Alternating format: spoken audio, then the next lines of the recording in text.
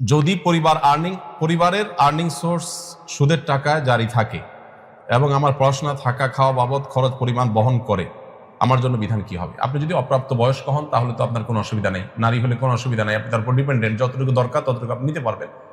কিন্তু যদি আপনি প্রাপ্তবয়স্ক হন, আপনার নিজের উপার্জন করা উচিত এবং উপার্জন করে আপনি হালাল কোনো ওয়ে থেকে নিজের জীবিকা নির্বাহ করা দরকার। দেখুন, একটা আছে দায় আর একটা আছে প্রভাব।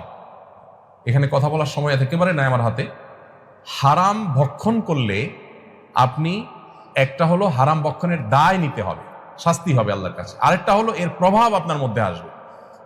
আপনি যদি হারাম খান, আপনার হতে পারে কোনো দায় নাই, কিন্তু প্রভাব নিশ্চিত, প্রভাব আপনি এড়াতে পারবেন না। হারামের প্রভাব কি? দোয়া কবুল না হওয়া, ইবাদতে তৃপ্তি না পাওয়া, স্বাদ না পাওয়া, বহু প্রভাব আছে।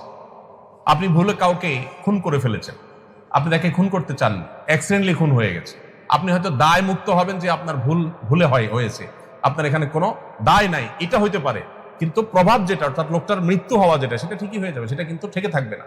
এই জন্য হারাম থেকে বেঁচে থাকাটা যে কত ইম্পর্টেন্ট, এর সাথে আমাদের ইমানের সম্পর্ক যে কত গভীর, এটা আমরা বিষয় বুঝি না।